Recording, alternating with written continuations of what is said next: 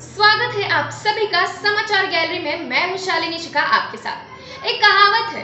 देर आए पर दुरुस्त आए। कुछ ऐसा ही झांसी में उस समय नजर आया जब सदर विधायक रवि शर्मा के अवैध खनन में अधिकारियों के संलिप्त होने पर जिला प्रशासन ने एरट के एक घाट पर छापा मारा, जहां उन्हें वाटर लिफ्टर का प्रयोग होते मिला, जिस पर प्रशासन ने पट्टाधारक के खिलाफ कार्यवाही के आदेश दिए। झांसी समेत पूरे बुंदेलखंड में नियमों के विरुद्ध बालू का खनन हो रहा है, जिसकी कई बार शिकायत की गई, लेकिन प्रशासन ने गंभीरता से नहीं लिया। आखिर जब सदर विधायक ने पिछले दिनों अवैध बालू खनन का आरोप लगाया, तब कहीं जाकर प्रशासन हरकत में आई और कार्यवाही शुरू की, जिसकी जानकारी झांसी जिलाधिकारी ने दी है। उन्होंने बताया कि गरोठा तहसील के एरच में मेसर्स अम्बे सप्लायर्स के नाम से अधिकृत बालूघाट 2018 में स्वीकृत हुआ था, जिसकी अवधि 5 साल है। यह पट्टा 100 एकड़ के बराबर है। पट्टा धारक ने नियमों का उल्लंघन करते हुए वाटर लिफ्टर का प्रयोग किया था, जिसके लिए नोटिस जारी किया जाएगा। इसके बाद जितने क्षेत्रफल में मशीन का प्रयोग किया था, उस पर 5 गुने का जुर्माना लगाया जा सकता है। देखिए, जो प्रकाश में आया है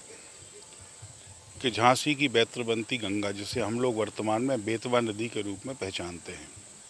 जिसका पुराणों में भी जिक्र है, प्राचीनतम नदी है, लेकिन आज खनन माफिया उस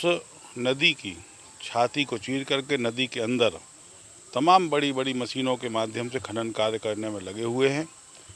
वहाँ पर एनजीटी के नियमों का और साथ साथ खनन विभाग के नियमों का खुला उल्लंघन होते हुए मैंने खुद देखा है। और ऐसी स्थिति जनपद के बालू माफियाओं ने निश्चित रूप से, जब मैंने इसे ध्यान में दिया, तब लगता है कि कहीं ना कहीं जनपद के आला अधिकारियों की बिना मिली भगत के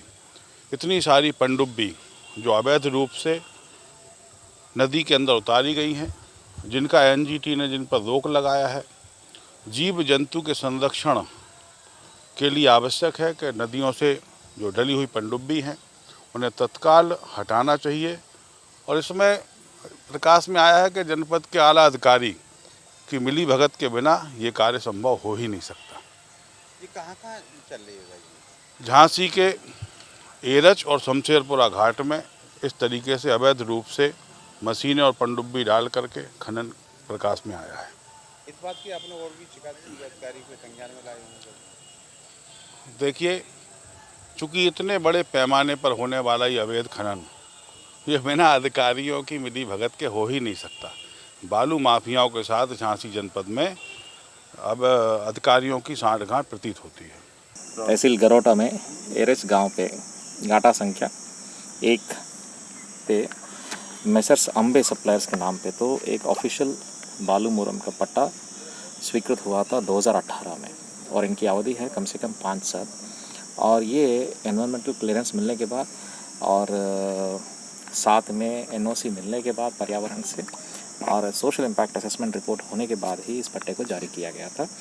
पट्टे की अवधि है 5 साल और क्षेत्रफल है लगभग 40 हेक्टेयर, जो 100 एकड़ के बराबर की है। यहाँ पे पट्टे की शर्तों में वाटर लिफ्टर को इस्तेमाल नहीं करना चाहिए, वाटर लिफ्टर को इस्तेमाल किया था। नॉर्मली पट्टे के शर्तों का अगर उल्लंघन किया, हमारे पास 2 तरीके हैं। एक तो हम पहले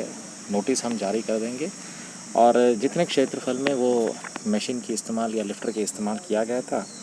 उस पर हम पेनाल्टी लगवा सकते हैं 5 गुना की प्रतिशत। लगभग ये उसके क्षेत्रफल की जो पैमाइश जो हुई थी, उस पैमाइश के हिसाब से हम लोग अपना पेनाल्टी नोटिस जो जारी करना वो हम जारी कर चुके थे। दूसरी बात ये भी है कि मौके पे जब हम हमारे टीम्स पहुँचे थे, तो उस जगह पे ना कुछ मशीन की ये मिल पाई, लेकिन हाँ कुछ खंबे की सबूत मिल गए थे, जिसके आधार पर जो पट्टेधारक है उनके खिलाफ तो कार्रवाई करने हेतु हमारा निरीक्षण कमेटी ने तो रिपोर्ट दे दी। एक और जो मुद्दा जो सामने उठी थी कि अवैध खनन के संबंध में विगत 3 महीनों में लगभग 5 प्रकरण ऐसे पकड़े थे और लगभग 142 गाड़ी को पकड़े थे, और जो 15 स्वीकृत खनन पट्टेधारकों को जो हमने पट्टा की शर्तों को उल्लंघन करने के लिए तो नोटिस भी जारी कर चुके हैं। लगभग 10 एफआईआर कर चुके हैं और लगभग 62,35,000 की शुल्क भी वसूली कर चुके हैं, और न्यायालय में 6 वाद भी योजित किया था और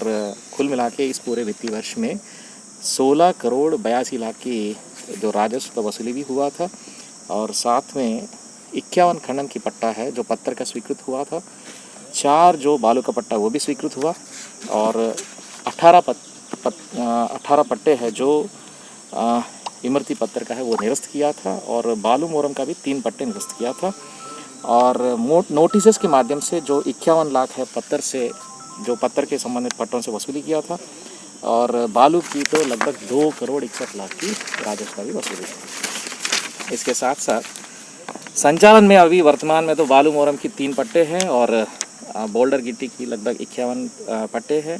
और पायरोलिफ्ट का है या डायस्पोर का है कम से कम 3 पट्टे हैं और निरस्त हुए हैं जो खनन पट्टा है जो बालू मोरम का है 18 और गिट्टी बोल्डर है लगभग 20। इसका मतलब ये सारी चीज़ नए पट्टे स्वीकृत करने के लिए तो हम लोग अपना कार्रवाई शुरू कर सकते हैं। और आज की तारीख में ई निविदा के हेतु कम से कम 8 पट्टे हैं जो बालू मोरम का विज्ञप्ति स्टेज पे है और गिट्टी बोल्डर का है लगभग 37 पट्टे विज्ञप्ति स्टेज पे है। जो सहमति पत्र मिला है बोल्डर पे कम से कम 18 के और सहमति पत्र जो बालू मोरम का है लगभग 12 पट्टे हैं। ये है इस जनपद की पूरे माइनिंग की डिटेल से संबंधित है। शायद वो लेजिटिमेट तरीके से जो हमारे खनन का कार्य हो या इलेजिटिमेट खनन का जो भी कार्य है उसके खिलाफ जो हमने कार्रवाई भी किए हो और इसमें अभी माइनिंग का काम शुरू होने के बाद बारिश होने से पहले इसमें जो कार्रवाई जो शुरू किया था विज्ञप्ति जो शुरू किया था उसके हिसाब से उस ई विज्ञप्ति में तो जो भी संबंधित लोग हैं वो पार्टिसिपेट कर सकते हैं। लेकिन मुझे एक और बात भी कहना है, वन अनापत्ति प्रमाण पत्र मतलब फॉरेस्ट क्लियरेंस के लिए कम से कम 4 बालू मोरम की जो है वो स्वीकृति स्टेज में है और कम से कम 116 जो बोल्डर की या गिट्टी की है जो भी है वो तो फॉरेस्ट क्लियरेंस मिलना बाकी है उसमें और एनवायरमेंटल क्लियरेंस के लिए लगभग 18 है जो बोल्डर गिट्टी का है वो क्लियरेंस के लिए पेंडिंग है और बालू मोरम के लिए कम से कम 12 की जो है वो भी पेंडिंग है। ओके, खनन विभाग से 27 पट्टे स्वीकृत हैं लेकिन 150 की तादाद में वहाँ पर खदान चल रही है। बिल्कुल यार, वो जिस पट्टे के आधार पर वो अपना क्रशर का जो भी है वो चला रहा है उस क्रशर्स को भी अपना जो भी है मानक के हिसाब से अपने वो पूरी रखना चाहिए और जितने भी क्रशर है उसको भी सतर्क रहना बहुत ज़रूरी है और जो स्वीकृत पट्टे के हिसाब से जितना क्वांटिटी उनको खुदाई करना है या उनको माइनिंग करना है उसके हिसाब से भी अपना काम चलाना चाहिए और जो एनवायरनमेंट क्लियरेंस जिसके लिए मिला था उसी के हिसाब से तो क्लियरेंस होना बाकी है या काम होना बाकी मतलब काम होना ज़रूरी है और जिसके हिसाब से जो पर्यावरण का क्लियरेंस मिला था वो शर्तों को 100% अनुपालन करना भी ज़रूरी है। प्रशासन द्वारा मारे गए छापे के दौरान उजागर हुई हकीकत से एक बात तो स्पष्ट हो गई है कि झांसी में बालू का खनन करते समय नियमों को ताक पर रखकर किया जा रहा है, जिस पर जिला प्रशासन जानकर भी अनजान बना रहता है।